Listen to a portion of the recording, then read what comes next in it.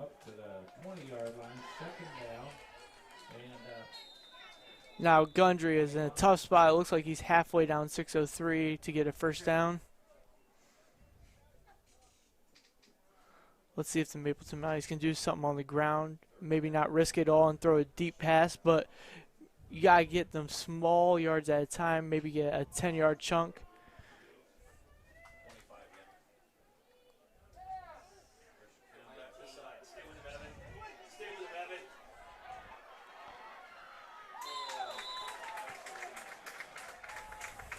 number 19 with a nifty run for the Mounties. 19, Hunter Sanders, the junior, with the run. Looks like he gets about 15 yards on that. Goes back down to a 3rd and 7.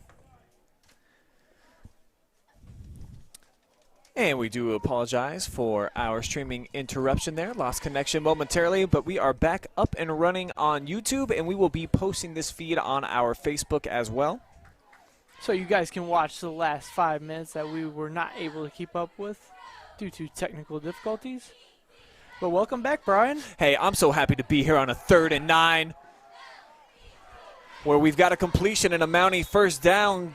Gabreth with the catch right at midfield. Mapleton 2 plays ago was down at their 20. And like I said, they needed to take those small plays at a time, maybe get 10 yards, 15 yards here. I mean, Gundry just took 2 plays and got him from the 20 to the 50. If Mapleton's offense is moving like that throughout the rest of this half, Crestview is in a world of trouble, and Mapleton could probably tie this game back up. We're just about 3 minutes left to go in this half. On first down, up the middle, Ramey slung down after about a half-yard gain. This play, number 10, Briar Ramey, the ball carrier, and tackle on the play. Seemed like Mapleton's offensive pass interference was going to be a big momentum swinger as Crestview kind of interrupted their flow of the offense, and it looked like Mapleton was going to have to punt that ball back to Crestview with about 3 minutes left, but Mapleton keeping it going. Play action, and tipped up in the air, nearly intercepted. Addison Raymer came up, made a heck of a defensive effort there. Gundry trying to get that ball to Colin, kind of interrupted their flow of the offense, and it looked like Mapleton was going to have to punt that ball back to Crestview with about 3 minutes left, but Mapleton keeping it going.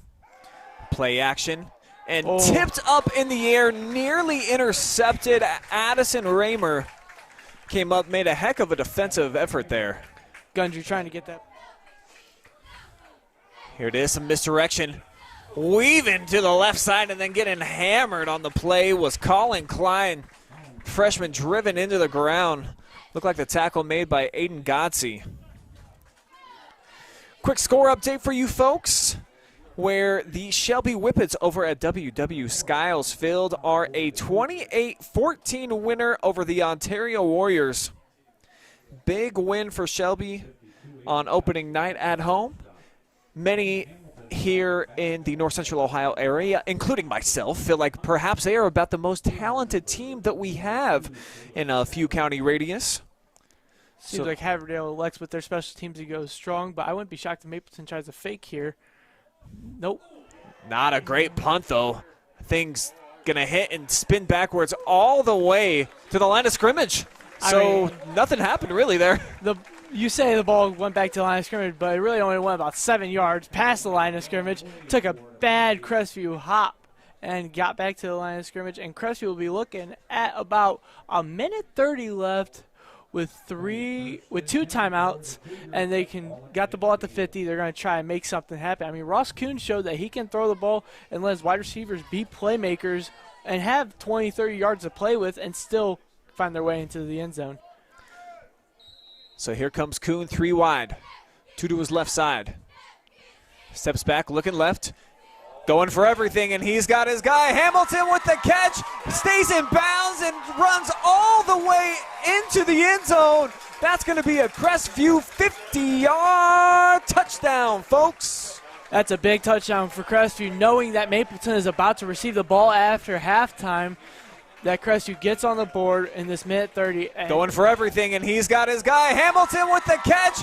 Stays in bounds and runs all the way into the end zone. That's going to be a Crestview 50-yard touchdown, folks. That's a big touchdown for Crestview, knowing that Mapleton is about to receive the ball after halftime. That Crestview gets on the run. The extra point looks like it's going in, making it a 14-27 ball game, as it looks like that's going to be the score before the halftime. Let's see if Mapleton, though, can maybe get a play or two in there and answer back like they have been all night long. Last time the Cougars scored, we saw Klein with an 88-yard kickoff return back to the house. So we'll see if maybe they kick it away from them.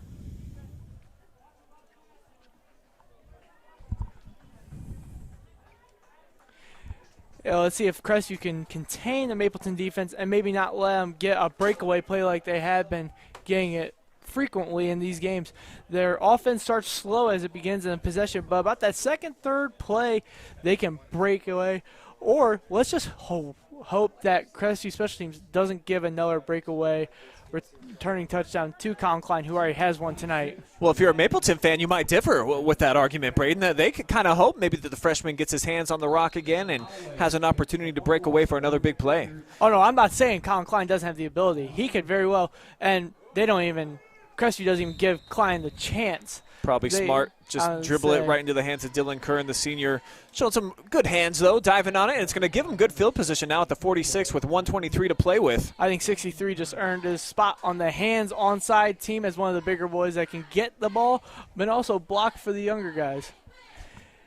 Going back to Klein, Klein is going to be a playmaker in these next 3 or 4 years in Mapleton history. He might be one of the guys that the younger guys will lean on in the upcoming years. As a Crestview standpoint, you are glad you only see this guy one time every year. So here comes Colin Grundy. Brings Klein in motion. They give it to him.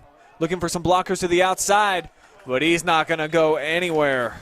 Wrapped up in the backfield and brought down for a loss there on first down. So it's going to make getting points here a little bit more challenging. We'll see how aggressive Mapleton tries to get.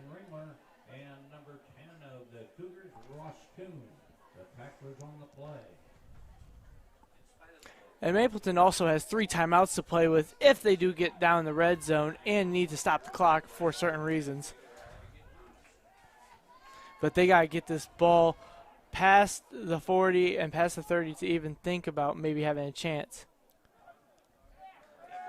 This time back to pass. Grundy throws it long. Oh, overthrows it to number 8, Bo Gabreth, the junior. Looks like we got a false start on Mapleton. They're going to take this ball back 5 yards. So Mapleton backing up here. Going to make it 2nd and long with 39 seconds to go here before the half.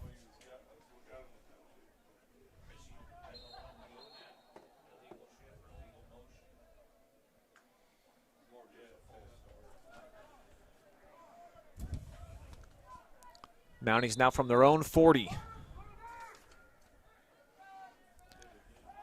Grundy, play action. Looking to go over the middle. It's tipped, and Kuhn breaks it up. Hunter Sanders wanted a flag there. It looked like about perfect defense. I'll say he was pleading for a call. Maybe if Grundy threw it a little bit farther for Hunter Sanders to run to it and get it instead of having to jump and try and make an acrobatic catch. But it was a good job from Crestview's defensive backs breaking that ball up. Looks like we're going to go 3rd and 16. You almost think Mapleton has a thought in the back of their head, let's just run this ball again to halftime, talk about it, and come out with a strong first possession of the second half.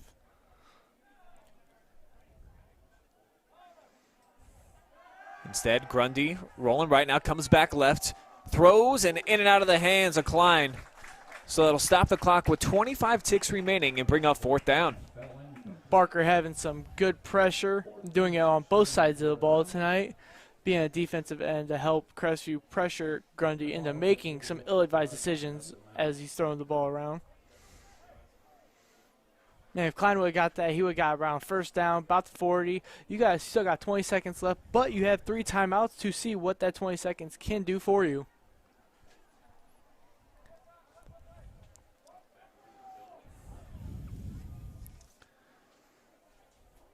On 4th and 16, Stafford waits for it. Now this time gets off a better punt than the last one.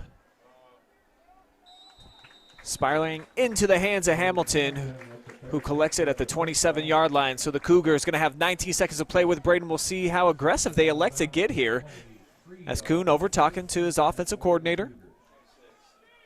Yeah, it was a good job of Mapleton special teams defense swarming Hamilton, making sure he doesn't get that chance to break away and get a quick score for the Cougars. I mean, the momentum swing of that would have been terrific for the Cougars if he would have returned that, getting Mapleton down 34-14. But instead, we're going to talk about Crestview and what they're going to do with this play. I say you just run it. Don't risk throwing a pick to Mapleton. And even if it isn't a pick six, you're still giving momentum to Mapleton going into halftime. Looks like they're just going to kneel it. Yeah, you're absolutely right. So that will take us to the half where, man, it was exciting, man. We've seen some fireworks. The Cougars, though, will have a 13-point cushion as they take it into the break, leading here. Week 1 of high school football on a Saturday night from Scott Bailey Memorial. And the Cougars on top by 13. You are watching high school football live and free exclusively on the OH Report.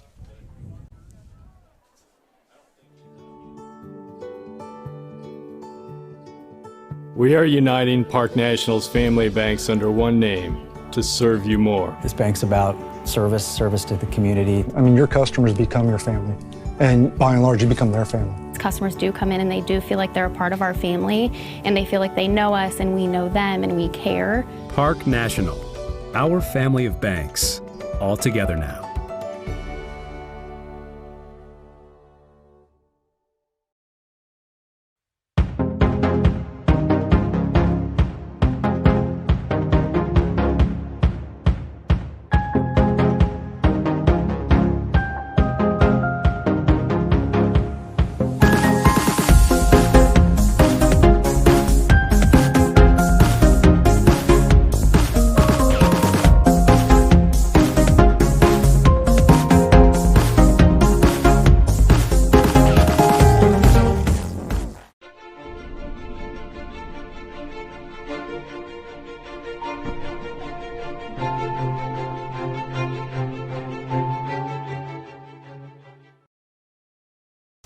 Subscribe or be subscribed.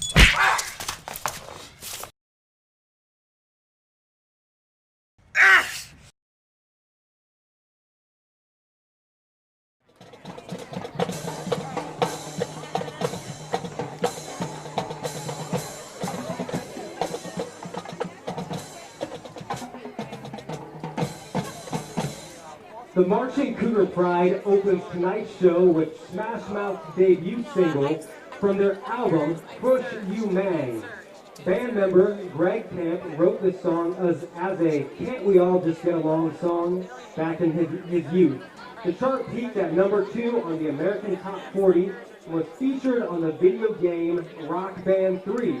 So enjoy as we play Rockin' on the Sun.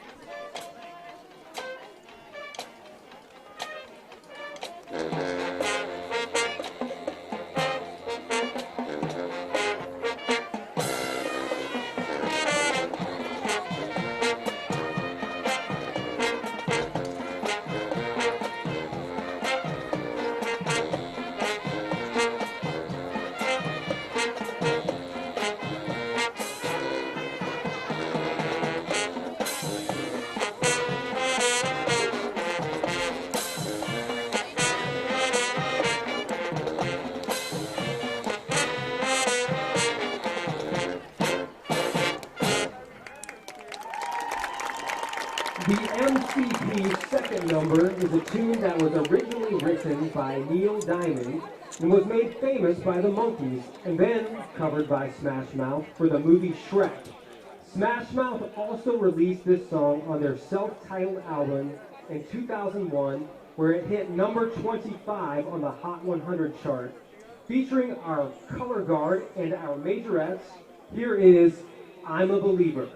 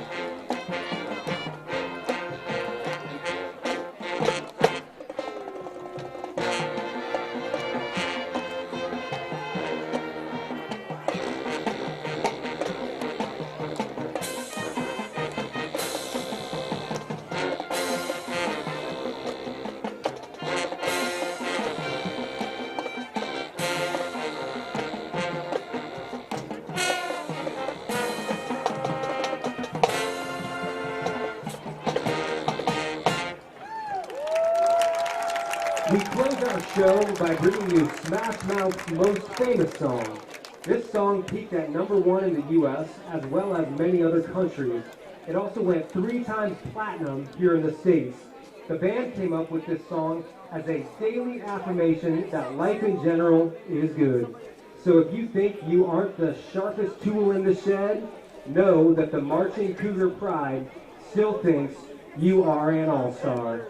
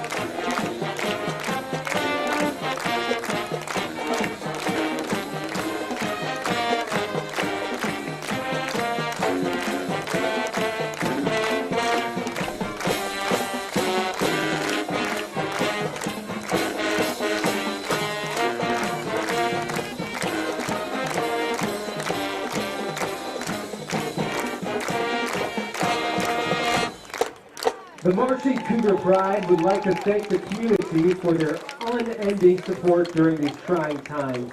Good night and go Cougars!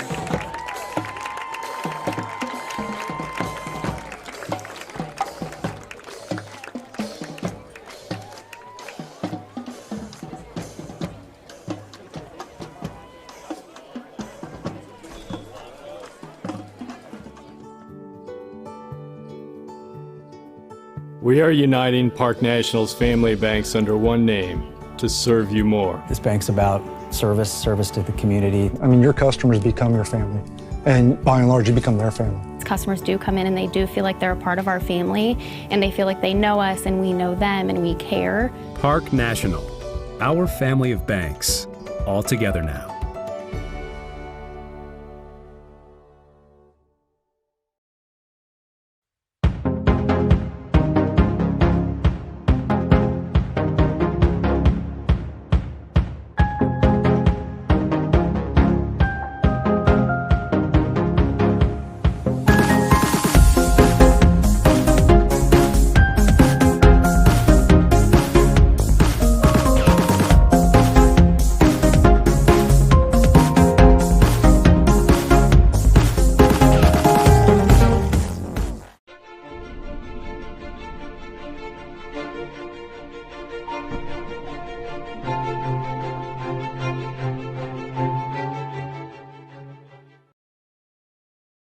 Subscribe or be subscribed.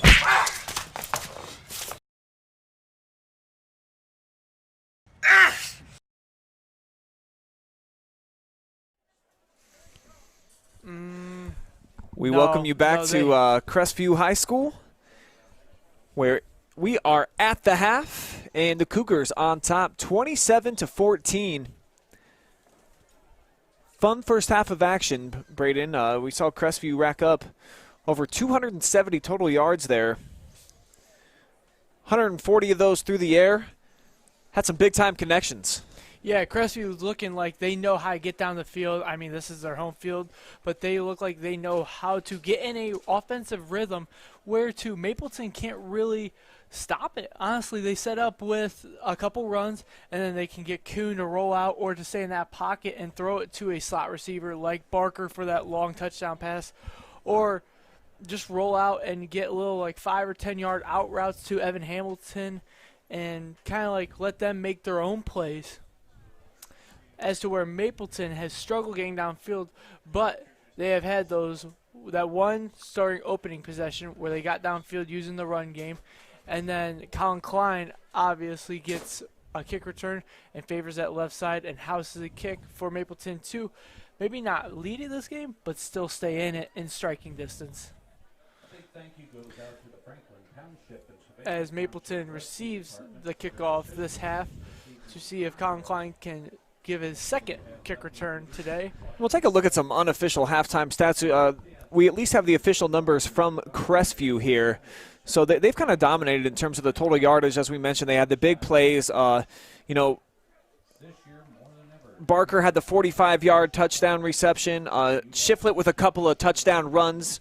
And then Hamilton, the big 50-yard touchdown catch. So they've showed some explosive offense out here today. And it's been the seniors. You got to like that on senior night, coming out, performing in front of the whole crowd the way that you know they want to.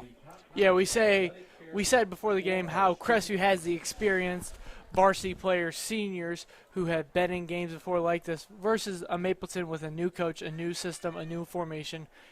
Grundy has never been a starting quarterback in his life, so this is his first starting quarterback game. and he's got a lot to learn, but he's doing a really good job as a first game being a starter. As Ross Kuhn, the second-year full-time starter, Evan Hamilton, the second team district wide receiver, and then you got Godsey, who's his first year full varsity playing time, and you got Shiflett, who's been in the backfield already one time last year, helping out the graduated Sage Baith, kind of taking the carries, and now he's the one with all the carries for Crestview. So when we return to action, Crestview's going to kick it away to Mapleton, trailing by just a couple of scores. To keep Crestview on their toes, Mapleton's got to get something rolling offensively and stay in this game, more or less, you would say, because you know Ross Kuhn is feeling comfortable right now. He probably just got a good talk at halftime. That whole Crestview team is probably very comfortable. They need Crestview's defense to break down in some way or another for Mapleton to get back into this game and make it a one-possession game. And we'd like to welcome in our viewers from Facebook, joining us now on YouTube. We do apologize that we got kicked off the feed here. There is a social media blocker on the internet here at the school that we are working to get past for future broadcasts. So for now, we will just be streaming to YouTube. As again, you see the freshman, he likes going that left side. Klein, breaks it to about the 45. Looked like he had some room to run if he got past the Crestview defenders. And then a flag comes in here late. Looked like maybe after the play. But we've seen Colin Klein, he's got about the same exact run each and every time. He starts, runs about 15 yards straight ahead, veers off to the left, and he cracked the previous one. That time had some space, but wasn't able to break free. And it's going to be a 5-yard face mask, so the Mounties will improve their field position. They're going to set up shop near midfield here at the 47-yard line. Looks like Haverdale is coaching up his kicker, Devin Holloway, that they want no business into kicking it to Colin Klein's way. He wants to kick it to the right side of the field, maybe let the other returner house it, or as Mapleton snaps the ball before the referee's whistle is blown. And that's, kind of part of what you see when you're bringing the ball into your own huddle. You can really dictate how fast you get up there and run the tempo. So I think that's going to be an advantage for offenses as we see football play out at the high school level throughout this season. As 2020 defensive coordinators are going to be telling their defense, keep your eyes peeled on the center, watch when he moves, watch his movements, kind of pick up their tempo. But like Crestview's center was working, he would sometimes run up to the line. Kuhn's racing behind him. Everyone wants to get set and then go. And sometimes he lets Kuhn take his time, kind of scope out where the defensive backs are, and maybe if he's setting up a pass play, kind of see where the open lanes are at.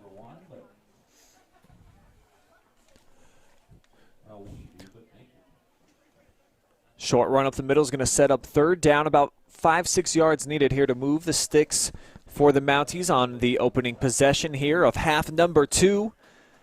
Season kickoff to high school football Saturday night here under the lights at Scott Bailey Memorial after the game was postponed due to lightning strikes in the area last night. Yeah, weather's looking way better Saturday night than it did last night around 7 o'clock. And here comes the freshman left side, Klein. Knocked out of bounds. He's going to be well shy of first down yardage, and now it's going to be decision time. Coming up here for the Mounties and Matt Stafford. What do you want to do? Roll the dice here because you are into Cougars territory, but it's still early, but trailing by a couple of scores. Maybe you do want to roll the dice at this point. Down by 13, I think you would go for it if I was in Matt Stafford's shoes, but he is the coach. He knows. He's been at Black River for 14 years before taking over the head coaching role for Mapleton, so it looks like he's going to elect to punt and kind of live and die by what his defense reacts to. So here's Caleb Stafford. Obviously, you got to keep your eyes peeled for some type of a fake, some trickery. Instead, he will boot it to the right side, end-over-end kick. Hits right at the 20. Takes a great bounce. I don't know why. Number one just didn't let that ball roll. He probably could have got it inside the 10-yard line. I think that Stafford should talk to him about that next time. Yeah, I agree. It was taking a great Mapleton bounce, and number 1 just kind of killed it. We don't have a name for number 1, so we apologize about that. But Mapleton could easily be looking at pinning them into their 10, and Kuhn and that run-heavy defense maybe struggling to get out of their end zone. Instead, they're setting up around the 12-yard line.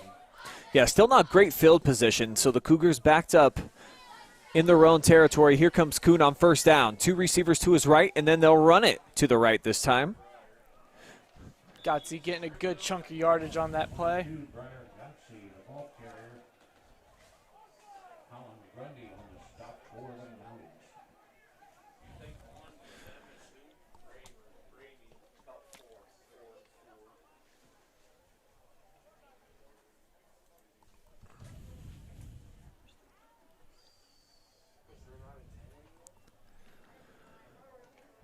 Second down and 4 now, coming up from the 18-yard line. Clock rolling down to 10 minutes. And they'll keep it on the ground once again. Look like Gotsey running out to the 20-yard line. Going to need about 2 more yards here on third down to move the sticks.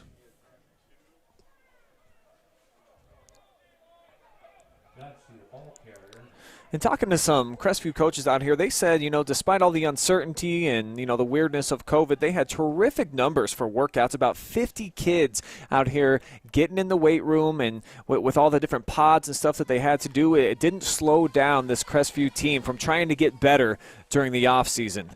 See if it pays off here on third down. Running left side, tripped up, but falling forward. Looks like Gotsey's got the yardage. Yeah, Crestvew's going to keep the sticks rolling. This run game is working very well for them. See if they stay true to that. And, they've set the ball, or they ran the ball 3 straight times. So now is time where maybe 1 or 2 more runs later, Ross Kuhn's going to drop back, roll out, maybe try to strike a slot receiver in the middle of the field, see if the linebackers are sleeping or creeping for that tackle for loss. Pro set play action. Kuhn looked like he wanted it all. Now fires, tipped, and into the hands of the receiver. Breaking away all the way down to the 35-yard line was Gabe Smedley. Now inside of the 35 to the 32. Gabe Smedley had that catch off the tip fingers of a couple other Mapleton Mounties, and he ran. Looked like he had some real estate. If he was just going to stay left and try to make a foot race, but he tried cutting back on that last defender to see if he could have free way pass to the promised land. Got stuck, but still a big chunk of yardage for the Crestview Cougars and some momentum to build up for the second half.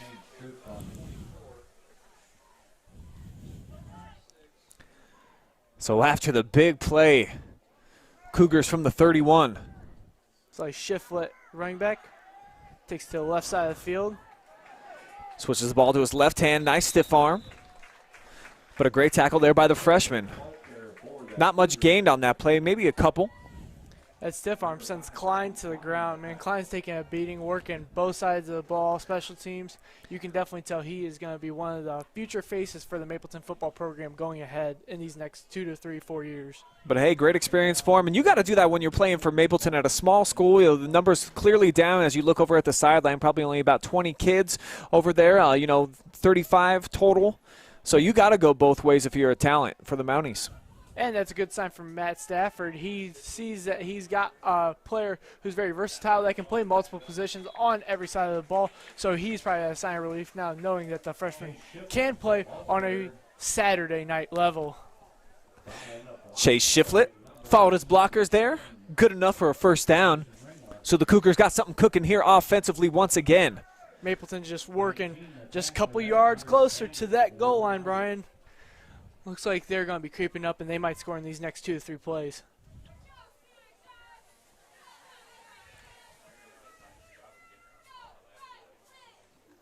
Kuhn hands off. Shiflett looks like he's got some space and just tried to truck over the defender that time.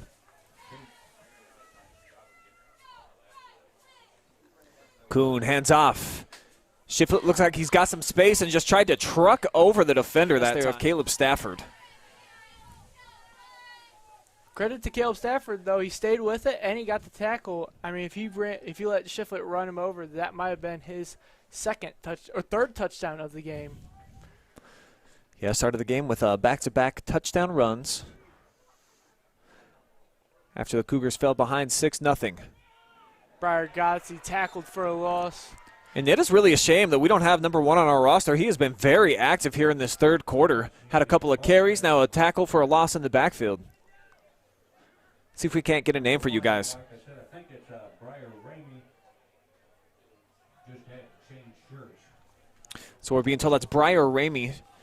Briar Ramey has been everywhere in the second half, offense and defensively. Seems like this is a good opportunity for Mapleton to hold Crestview to maybe a field goal, if that. So on third down, Kuhn going to keep it himself, dragging a couple of defenders with him down to the 5-yard line, and that is going to move the sticks. Gotta be honest, Brian. So on third down, Kuhn going to keep it himself, dragging a couple of defenders with him down to the 5-yard line, and that is going to move the sticks. Got sweep to the right. A good idea for Kuhn. Pull it out, put it in his hands, kind of live and die by his situation. Ball is in his court, and he just goes right down Main Street for a first down, Cougars. Got a player shaken up on the field.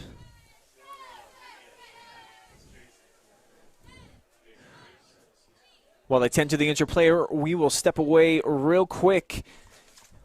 You're watching high school football live and free, exclusively on the OH Report.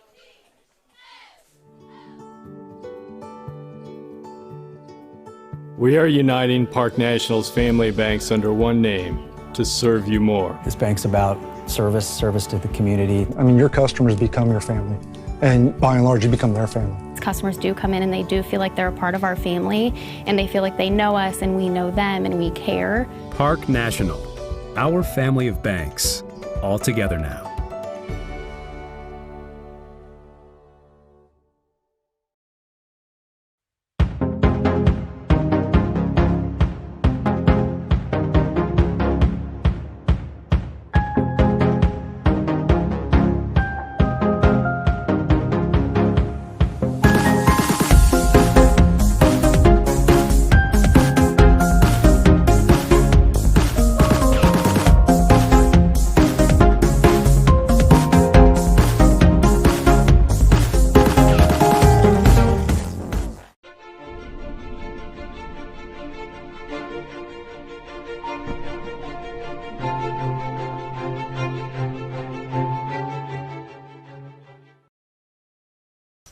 Subscribe or be subscribed.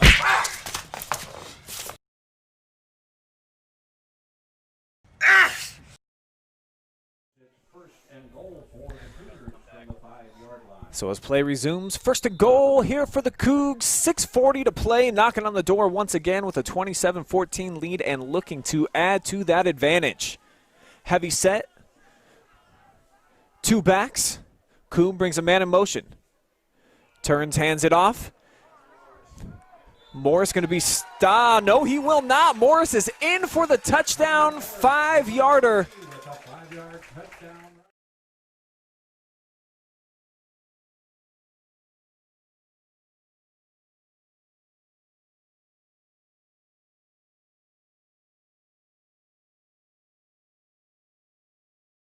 And then Connor Morse with his first rushing touchdown of the year.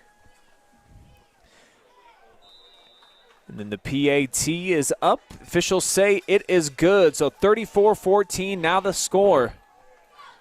As Crestview here on opening night, senior night, looking good, Braden. Crestview creates some separation with that score. Now Mapleton Mountain will have to grit and fight back into this game.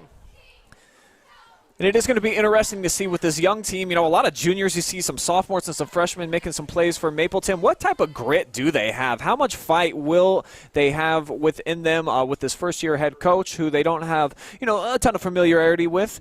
What type of life are they going to show here in the third and fourth quarter? Will they claw their way back into this game? We're about to find out.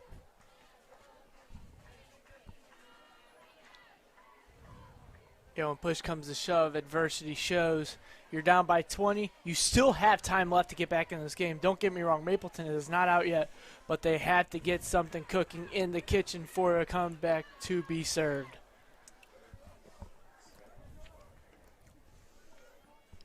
.6:26 to go here in the third quarter. Ball up once again for the Cougars.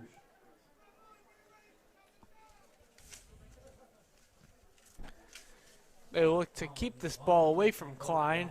Are deep for the Mounties.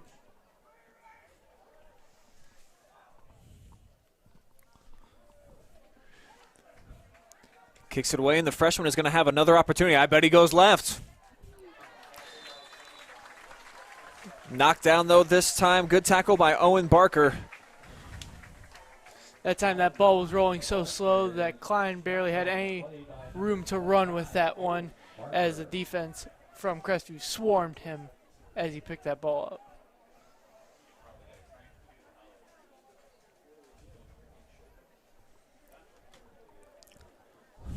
Looks like perhaps cramping down on the field there is Klein.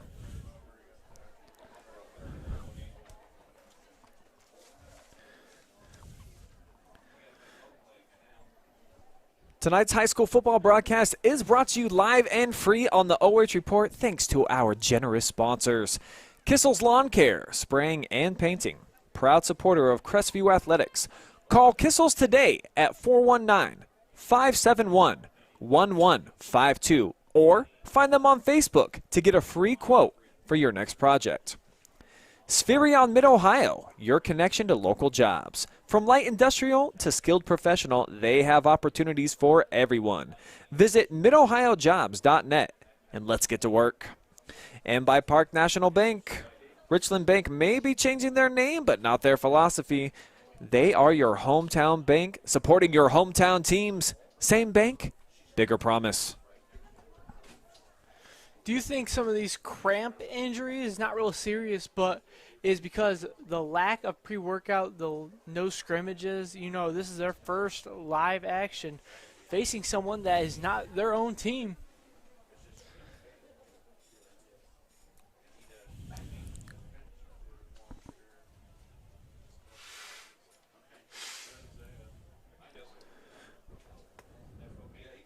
It looks like Klein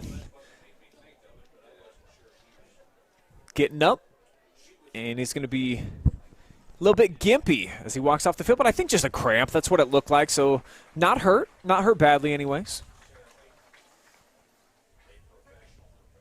Losing him, and let's go for the game would be a big gap that needs to be filled by the Mapleton defense. They would definitely need to get an answer and maybe have someone step up out of role, or maybe get some playing time that they don't usually get, and maybe they can step up and be that hero for tonight. .6:22 to play. Mounties now trailing by 20. Loading up, going deep, and overthrowing his intended receiver. Falling down on the play was Galbraith. Galbraith looking for a flag there, but he doesn't get one.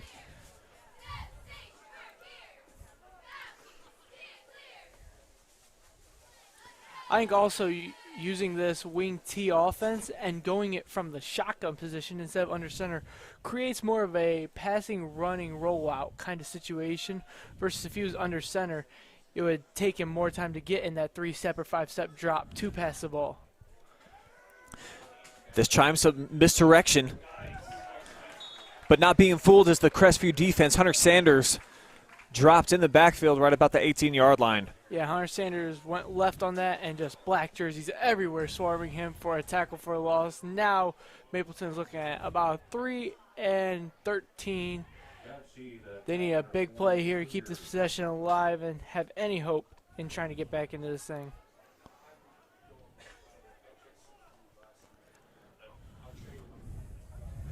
So an opportunity here for the Crestview defensive line to kind of pin their ears back as Ringler checks back into the contest.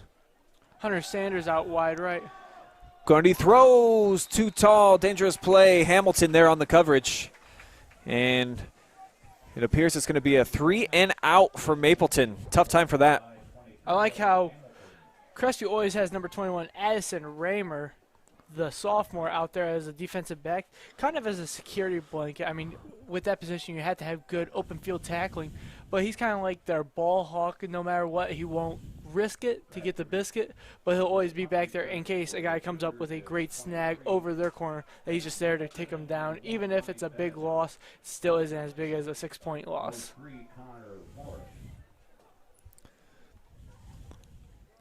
Stafford back to punt. Into the hands of Hamilton from the 49. And he races his way inside the 40, so Crestview set up with solid field position once again. Nice to have a guy who's sure-handed like Hamilton back for you, a first-team all-district player a season ago.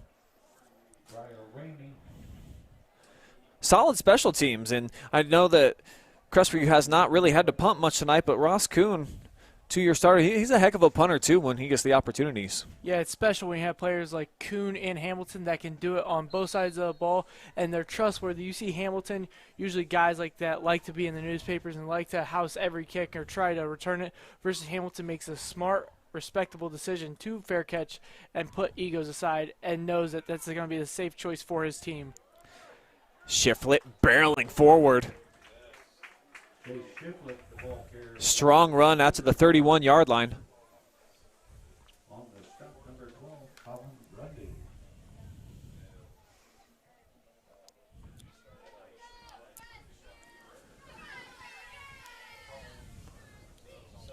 Kuhn gets the play from senior Ronnie Benedict, one of the 11 seniors on this football team.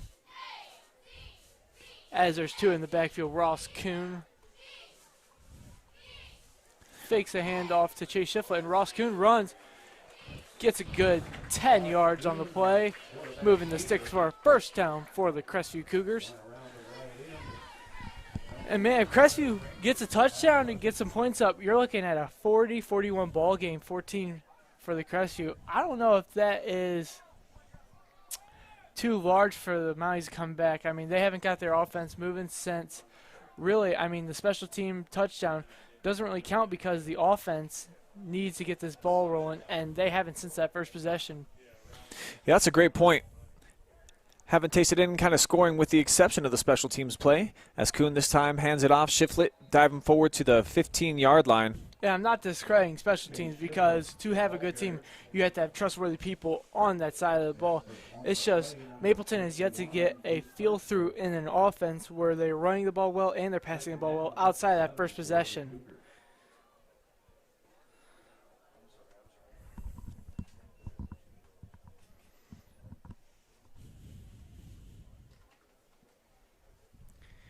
As we're winding down to about 3 minutes and 30 seconds left in the third quarter, Crestview enters the red zone looking to get another touchdown on the board. Kuhn on the option, dishes it back, and Shiflett met rudely in the backfield, dropped down there by Luke Hartzler. Man, Shiflett got that transition, kind of that.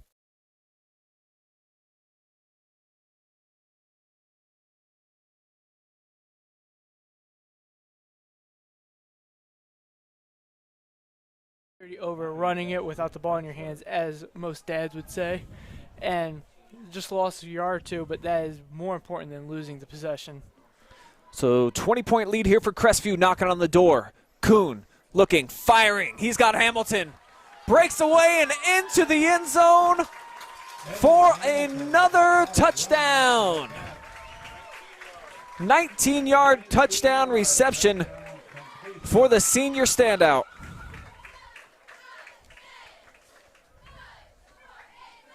That's Kuhn's second passing touchdown of the day, as he looks to start a standout senior year. And the PAT is good, so make it 41-14, and we are getting closer to a running clock here at Scott Bailey Memorial.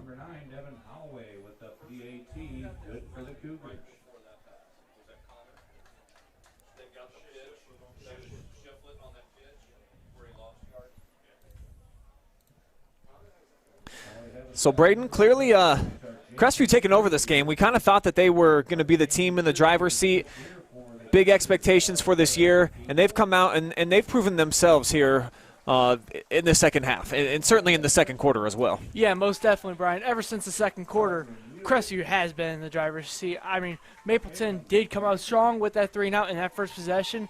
Kind of put everyone on their toes, even us. I was shocked that Mapleton came out and was so strong on those first 2 possessions. But, again, with their special teams helping them out a little bit, if not, we would definitely be looking at a single-digit score for Mapleton and a running clock. And Crestview's just going to try to keep adding on to this lead, but Mapleton definitely needs an answer. If not, for getting them back in this game, for lessons learned and kind of getting guys in those positions, kind of going through some different stuff that they haven't seen yet. So they kick it away, and Galbraith.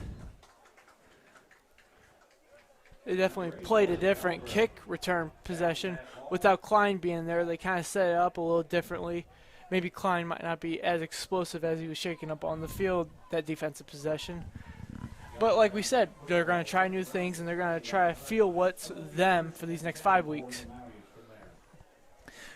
Like to invite everybody to watch the Saturday Pigskin Show live this Monday night at 8 p.m. on the OH Report Facebook and YouTube channels, where I will host and recap all the action from Friday and Saturday night throughout North Central Ohio with the top plays, outstanding performances like we've seen from many Crestview players here tonight. We'll have guest interviews, insider analysis, highlights, and more. Typically, look for that show live on Saturdays at 4 p.m. during the high school football season. The OH Report is also your new headquarters for live and free high school sports broadcast here in our area, bringing fans live streams on our Facebook and YouTube channels for football, soccer, and volleyball throughout the fall. We're going to be over here at Crestview a whole bunch over the next couple of months, so looking forward to providing that for Cougar Nation. As Colin Klein on second down rips off a pretty nice run, at least makes it third and manageable here for Mapleton. Trying to get this possession to keep going. Colin Klein, welcome back to the field. Let's see what you can do to this Mapleton Mountie team to try to get them back into the end zone like you found the last touchdown they've had. Just a minute 45 seconds remain here in the third quarter, where it has been all Cougars since about the opening 5 minutes.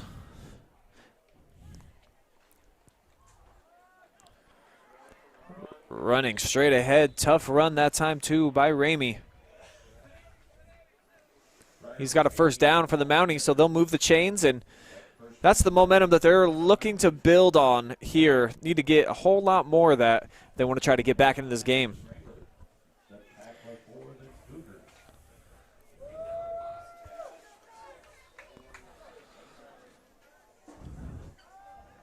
They keep it on the ground again. And another about 4 yards here for Mapleton. You know, I kind of like Mapleton's quarterback, Gundry. Even though he hasn't had the best game, he hasn't had any passing touchdowns, it looks like he is making the smart decisions. He doesn't know Logan Farmer, as Mapleton had a couple years ago, all Ohioan. But ever since then, this is kind of a guy that they can lean on the shoulder for the next 2 years. It seems like he doesn't throw the ball in risky situations. He has very good ball security. And right as you say that, right as I say that, and picked up and bumbling down the sideline is Mason Ringler, and that is a Crestview touchdown, folks.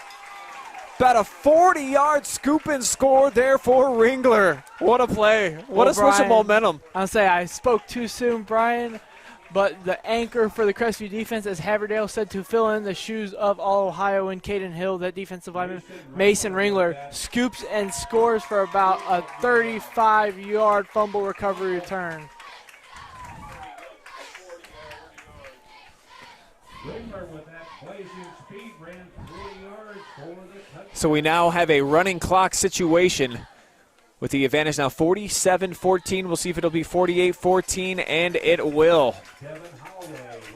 So Crestview starting to run away with things here on opening night. Saturday night football here on the OH Report. Crestview clicking on all cylinders right now. looking to cover the kickoff well after that one miscue, looking to play defense well, scoring off of defense, which you rarely see in high school football. Scoring on offense, the run and the passing game is sound as can be.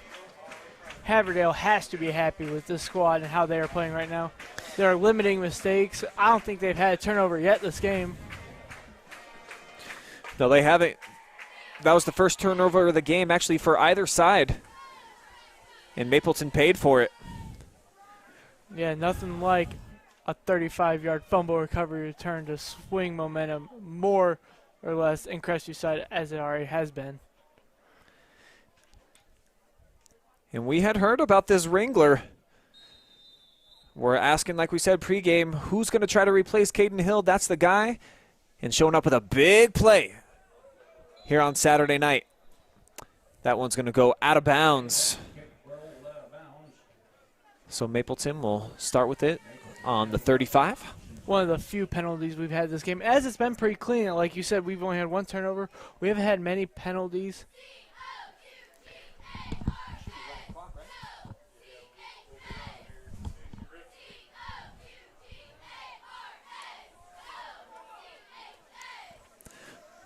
So the Mounties will take it from the 35-yard line. Okay, it's going to be a continuous clock from here on. The penalty is illegal procedure. And so now at this point, you know, it's just kind of gut check time here for Mapleton. Looks like the score is kind of out of the range now for them to make a comeback, but what are they going to do to, you know, keep their pride intact? You still have fun, get out there, make some big plays. We'll see what they can do here with Sanders trying to hit the edge. Pretty decent run. Like you said, Brian, this is a gut punch, and the game is out of reach, more or less, if we want to admit it or not. But we have to see if Gundry can get some momentum towards Mapleton's side, maybe learn a few lessons, maybe get his first career touchdown pass in there, and see if he can kind of learn some lessons a little bit and learn who they are. Well, that's going to take us to the end of the third quarter, where it has been all Crestview here at home.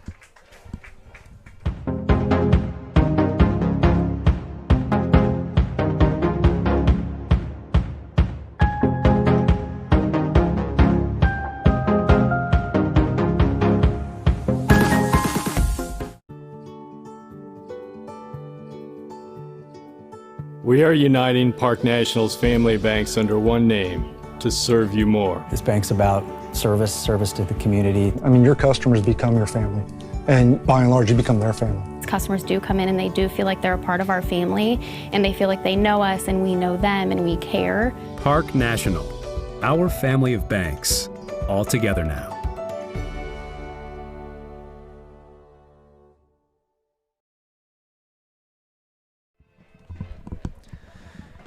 As we welcome you back to Scott Bailey Memorial, it is a Cougar beatdown here on opening night as they have opened up a 48-14 advantage. Brian Skronsky and Braden Kreveling with you here on a special Saturday night broadcast on the OH Report, live and free here on our YouTube channel. Mapleton with the ball, looking to generate some momentum, and that's a nice run there. Yeah, as much as this is a learning lesson for Mapleton and finding out who they are offensively, this is also a learning point for the defense as they can learn kind of mistakes they need to fill in, or they could throw in a couple junior varsity kids in there to take some of their key players out and kind of see who they are as defenders and see where they fit well in the position. First down, hand up the middle. Not a whole lot of space there. So Ramey stopped after a short game. We'll give him a yard. Number 10, or number 77, Mason Wrangler. Along with 71, Hayden Morris. And this is a point where Haverdale should tell the squad, don't let up, don't give in. Even though we are at a comfortable lead, you still got to play hard and still got to kind of show their pride a little bit and show that they aren't going to get walked over this year by the Firelands Conference and kind of pose a threat, warning every other team, hey, our defense is serious, our offense, we have the player makers, we have the guys that have the experience and the varsity time, and you just can't give in to these scores that Mapleton could get a little run where people get lazy and get kind of sidetracked. Yeah, if you're Crestview, you certainly you want to keep them at 14 points here. You want to keep that running clock going, get out of here as healthy as possible, as that's a nice stick. Looking like 4th and 6 for the Mounties. Godsey there with the hit along with Morris. You would think at this point where Mapleton's learning, they shouldn't pull Gundry off the field. I think they should go for it. You're already taking the defensive beating. Just try to make something work offensively. There'd be no good points in punting it. You just got to see what your offense can do in these 4th down and 6 adversity moments. And look at it, they are going for it. So on 4th down, Gundry looking, got his man in and out of the hands, juggled, nearly brought in by Sanders, but it'll be incomplete, and that'll be a turnover on downs. Yeah, Sanders went up to go get that to try to keep the possession alive, try to get some momentum swinging and Mapleton winning, get some confidence back. You know what I mean? If you're losing 48-14, your confidence can't be at an all-time high. Kind of get some rhythm behind your quarterback and get the offensive moving.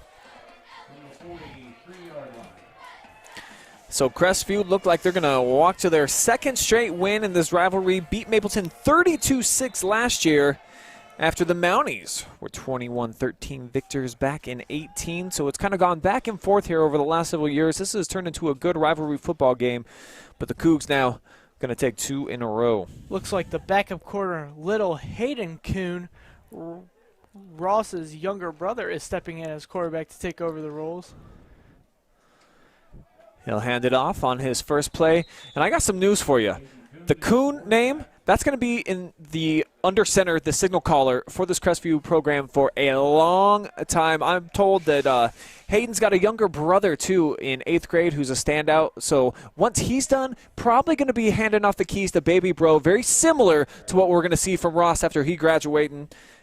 Given off to Hayden. So a whole lot of Coons in the backfield here. If Ross's first year starting full-time was last year, that's 7 straight years that the Coon name will be under center as he fumbles the ball. Yeah, a little shaky right there as he lost control of it.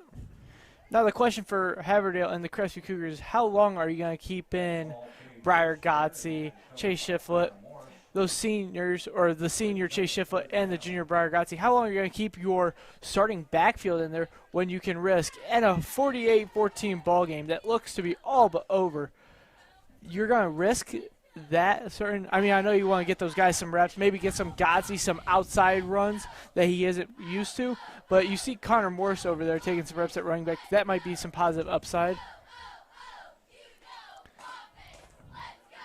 3rd down, they keep it on the ground. They're going to be short of 1st down yardage. So it's going to be 4th down after Connor Morris picks up a few into Mapleton territory, knocked down at the 49. Looks like Ross Kuhn is going to go back on the field to replace Hayden Kuhn, but he is punting as he receives the ball from the center, not playing quarterback. Ross Kuhn drops back in punt formation for the Cougars. 19, Hunter Sanders, the deep return man, and he is joined by number 8. So the clock rolling, down under 7 minutes, 15 seconds to play. Looks like Godsey's the lone guy back there to stop anyone from blocking a punt. Kuhn does just get it off. Fair catch called for, but then overrunning the play there was Sanders. So Crestview is going to back up the Mounties at their own 6-yard line. Can we talk about how Ramey almost blocked that? I mean, I know it wouldn't have changed the outcome of this game, but it gave Mapleton a little momentum for Gundry to go out there and kind of have some confidence, got the team up a little bit.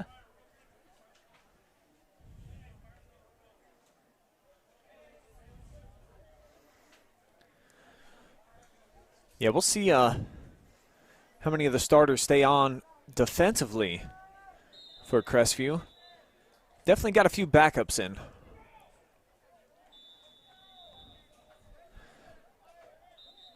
So this might be a good opportunity for Mapleton to get some late momentum in their favor as they call a timeout. Looks like they were confused on who was in, who was out, who was in, who was out. I think they're trying to figure out if the starters are going back on the field, if the bench is going on.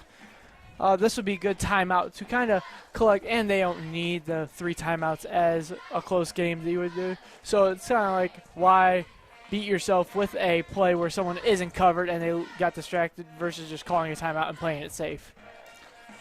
Tonight's high school football broadcast is brought to you live and free on the OH Report thanks to our generous sponsors. Shout out to Kissel's Lawn Care, Spraying and Painting, proud supporter of Crestview Athletics. Call Kissel's today at 419-571-1152 or find them on Facebook to get a free quote for your next project. Spherion Mid-Ohio, your connection to local jobs. From light industrial to skilled professional, they have opportunities for everyone. Visit midohiojobs.net and let's get to work. And by Park National Bank. Richland Bank may be changing their name, but not their philosophy. They're your hometown bank, supporting your hometown teams. Same bank, bigger promise. And just to let you folks know about the sponsorships, we are splitting all of our dollars that come in 50-50 with each host school for the live broadcast that we do. So if you are interested in supporting high school athletics here in North Central Ohio, feel free to hit me up, Brian at OH.report. Love working with our sponsors to try to give back to these community teams who are obviously missing out on a lot of money, a lot of revenue coming in for ticket sales, limited to just 15% capacity. So we are happy to be a 50-50 partner sponsor for every advertising dollar we bring in for every Crestview home game, as well as all the other high school athletic events that we cover this season. I know this isn't on camera what I'm about to talk about, but I like how the senior captain, Ross Kuhn, during that timeout was kind of like talking to some of the bench players who don't get time, trying to direct traffic, trying to see who's on the field, who is not, if they're ready for their role. That's what you need out of a leader on this Crestview team who has the experience and just needs that guy. You see Caden Hill probably was one of the leaders last year. Sage Bates probably one of the leaders last year that played varsity a couple of years before that. And losing those guys makes room for leaders like Chase Shiflett or Ross Kuhn pointing at each other going, hey, you go here. Hey, are you on the field? Are you not? Are you ready to be in this game? Are you not? And that's just stuff that doesn't really get talked about. That's off-field work that you still need out of a football team, out of a senior quarterback, out of a captain. You only get one chance to be a senior, so when you are the top dog, you got to take full advantage, just like you were mentioning, Braden. And, I mean, thinking back to my years as a varsity football player way back in the day, some 15 years ago, that's exactly the type of role that it's so exciting to step in to those shoes where you get to be the leader and everybody's looking to you to be the vocal guy on the sideline. So the fact that you're seeing that out of these senior captains down here on the sideline for the Cougars really bodes well for them moving forward. And Kuhn's got to enjoy this commanding 34-point lead that they were holding over the Mounties on senior night at home, because in any given point, the OHSA could strip the season away out from under the carpet, and Kuhn and them guys soak up every moment and kind of enjoy it as if it's their last. I know it's a cliche saying, but you really got to. Great tackle there in the backfield as the freshman tried to hit the corner, but Caden Cunningham, the sophomore, takes him down. I kind of enjoy these moments in a game where guys who don't really get the playing time, don't get the start as a nod, but we get to call them on. They're unfamiliar names that we like rushing through our roster paper, trying to find their name, their number, their grade. It's just a fun feeling for us, for them.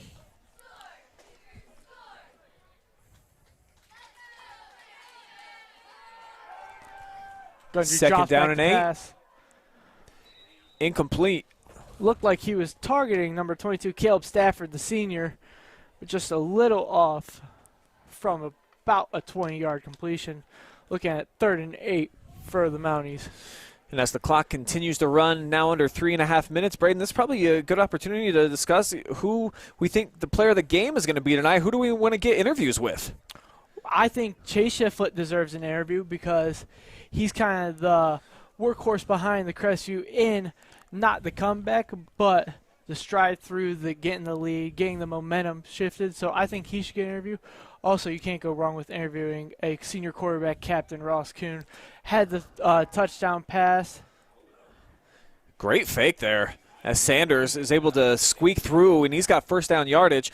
And I would probably throw out Evan Hamilton.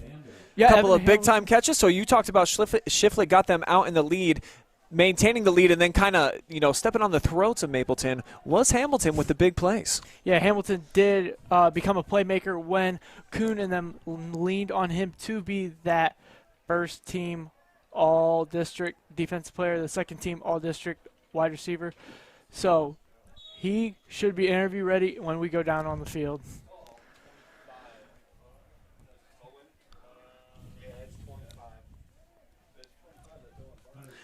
With our setup here tonight, we will probably have to bring our players up here into the booth.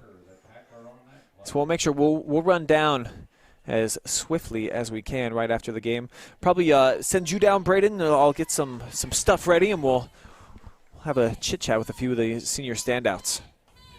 See what their expectations are for the Firelands Conference. I know you got tough teams like St. Paul is always tough in the Firelands Conference. Western Reserve, defending champions.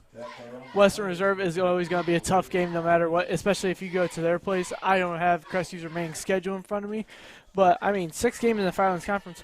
There's only about 1 or 2 games in the Firelands Conference that you can almost call a bye week. Certainly, Mapleton played up to giving them a game in the first half, kind of let down in the second half a little bit, but you can't expect anything less from these teams in these smaller schools because at any given night, any team could play and be the best team in the league. I think Crestview's certainly going to be in that conversation when it's all said and done. I know that they feel that way. They're confident. They got the horses. 11 seniors. Division VI school, that's a pretty good class. Especially after coming off a dominant 34-point win, as I don't see Mapleton scoring or getting on the board. They might, but Ross Kuhn, Briar Godsey, Chase Shiflett, Evan Hamilton, those 4 offensive options, that could run with any Firelands Conference top 4 offensive weapons.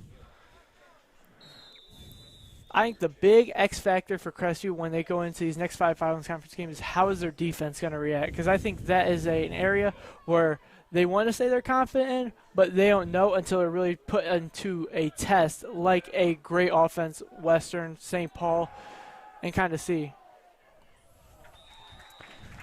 Whereas their defense has kind of been good tonight. It's been great against Mapleton, but Mapleton hasn't played offense up to par as they could be with some tip passes, some through the hands. But I'm not going to discredit the Crestview secondary. They have played a great game from start to finish and holding the Mapleton offense to only 6 points. You got to give some credit there. Says we're now down under a minute to go. Flag out on the field after that second down play. And as you start looking forward to next week, man, what a big one. Going on the road are the Cougars to St. Paul. So they get a big one out of the way next week. And, potentially the winner of that game, as the Flyers last night, I should say, they took care of business, defeating South Central 14-6 on the road. So they'll open up at home. Crestview going on the road for the first time. That's going to be a game probably that might be deciding the Firelands when it's all said and done. And it's probably good that they get a big win tonight, get their feet wet a little bit as the first week of the year, or first week of the 2020 football season here on Saturday night on OH Report live and free. Our Facebook stream will be up next week for the coverage of all the games we are coming to. And that's going to be picked intercepted. By Ronnie Benedict. Trying to throw it over the middle. And picked off by the senior. What a way to end it on senior night for number 1, coming up with the big turnover to shut down the scoring opportunity for the Mounties.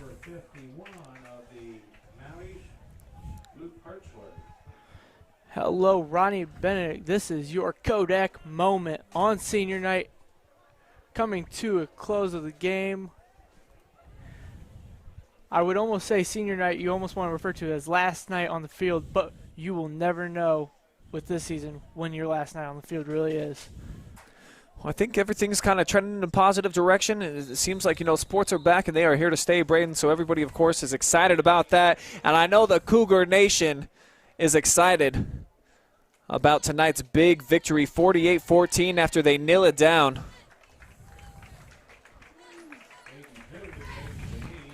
So Crestview fans, rejoice. You're a 48-14 winner here on opening night, a special Saturday broadcast on the OH Report.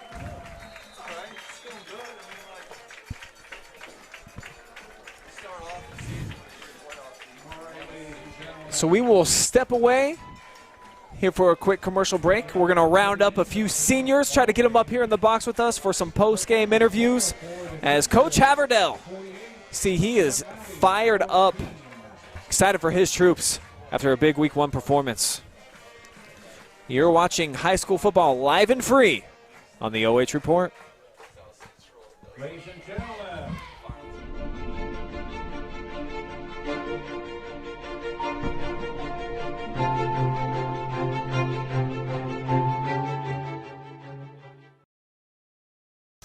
Subscribe or be subscribed.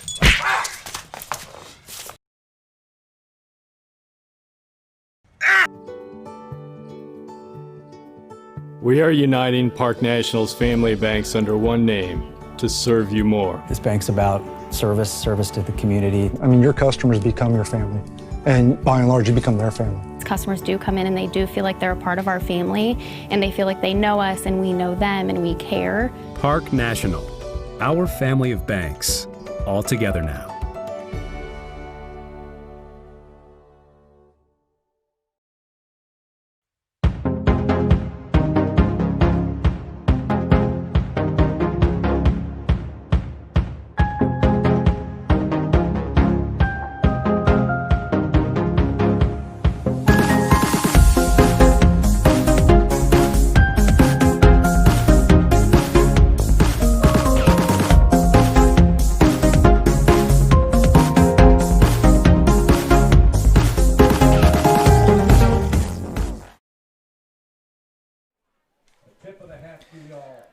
As we welcome you back to Scott Bailey Memorial Field, you were taking a look at the victorious Crestview Cougars knocking off Mapleton 48-14 here on senior night, as Coach Haverdell letting his team know he's proud and that they're off to a good start.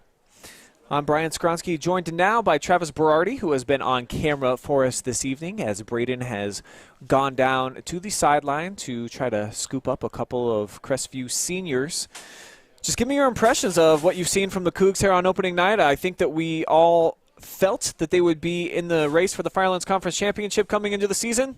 Didn't disappoint here in Week 1. I mean, you and I were up here for that test during their inter-squad scrimmage, and we were blown away by the running game that they had and the play of Ross Kuhn, and they showed it. And you know what? Give it to them as well. Mapleton threw a punch early, got that score. They went up early, got the 3-and-out beforehand. You thought, okay, this is going to be a game. But then, Crestview, they composed themselves, they figured some things out, and they just ran away with it after that. And despite even being up 20-7, scored, make it 20-7. Mapleton comes down with the big kick 6. You think, okay, maybe the tides are turning, but no. Crestview gets the ball back, gets a nice drive, puts it in the end zone again. Momentum was all on Crestview's side after that first, say, 5-6 minutes. Yeah, they responded in a major way.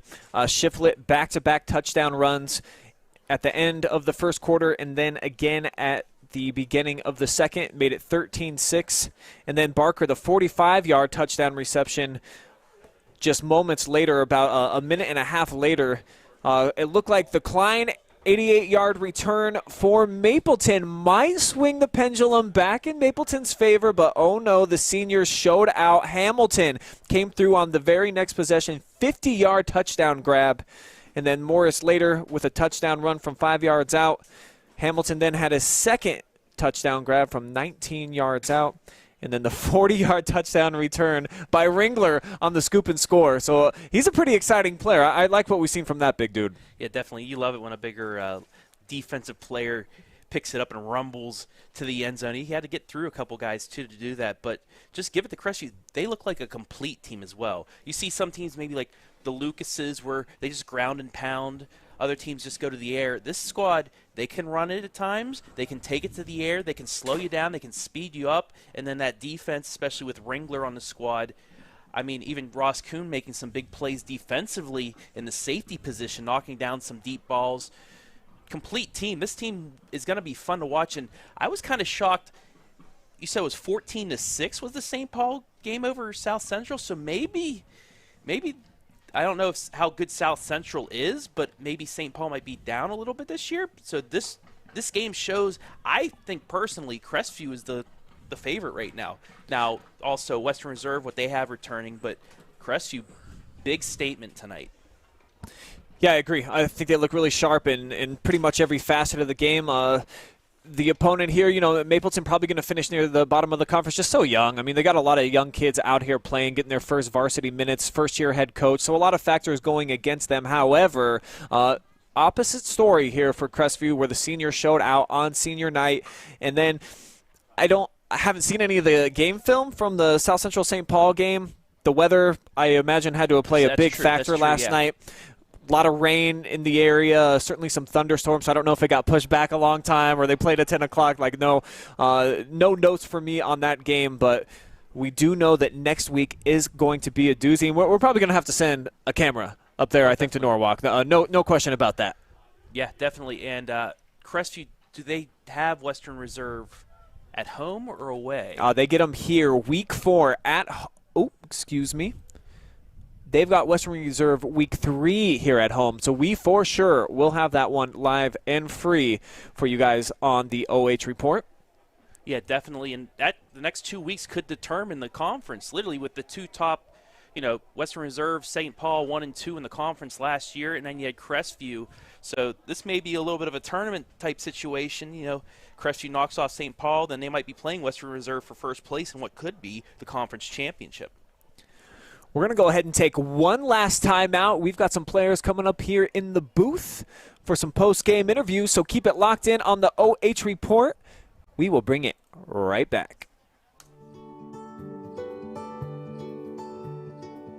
We are uniting Park National's family banks under one name to serve you more. This bank's about service to the community. I mean, your customers become your family, and by and large, you become their family. Customers do come in and they do feel like they're a part of our family, and they feel like they know us and we know them and we care. Park National, our family of banks, all together now.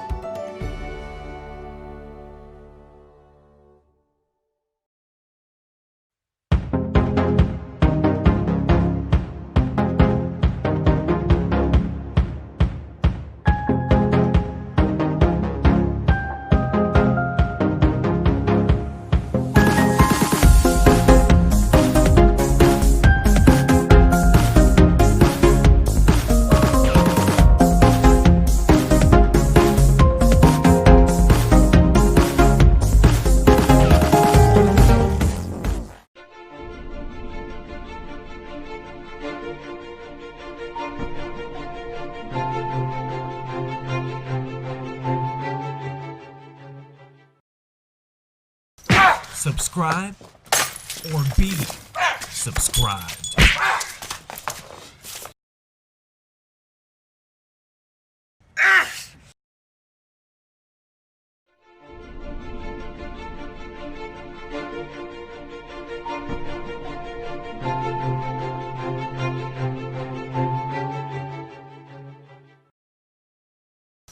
Subscribe or be subscribed.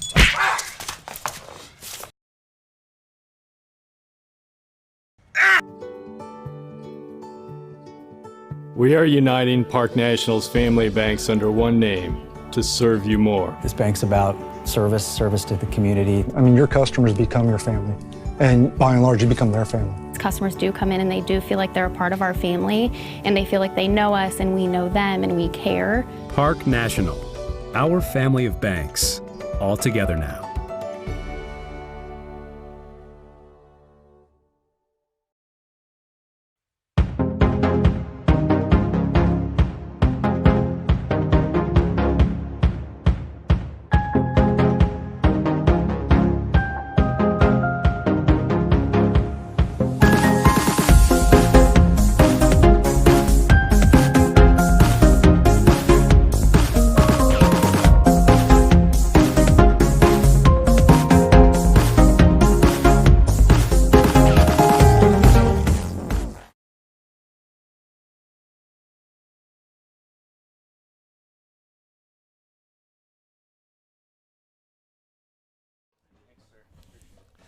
All right, man. Hey, welcome to the OH Report. We've got Chase Shiflett with us. Have you throw on the headset here? And brother, coming out, showing out on senior night, big win for you guys. Just tell Yes, me sir. about the sensation, knowing that you took care of business. It's awesome. I mean, you really can't beat it. I mean, this is what we've been talking about since 3rd grade, you know, and you just can't beat it. So the moment arrives, Mapleton comes out, they get off to the quick lead, up 6-0, and then you have back-to-back touchdown runs. What do you think that did for your guys, you know, just in terms of the mentality? Yeah, we just had to get the ball rolling, and after that, we were pretty good. We just had to get focused up, and all worked out in the end. So tell me about some of the preseason conversations with you guys. We certainly think talent-wise that you can probably compete with anybody in the Firelands Conference. I got to imagine you guys feel the same. Yeah, we felt pretty good going into this game. We got a big one next week with St. Paul, but if we do our job, get focused for the game, I think we can take them. Tell me a little bit more about your anticipation for the Flyers next week. Obviously, they've been the kings of the conference for a long, long time. You feel like maybe this is the year that you got an opportunity to dethrone them? Yeah, I really do. It's super exciting. You know, we haven't won conference since 2011. I think we have a good chance this year. All right. Congratulations, man. Great performance tonight. Thanks, sir. Chase Shiflett here. And now we're going to welcome in Evan Hamilton, another senior standout.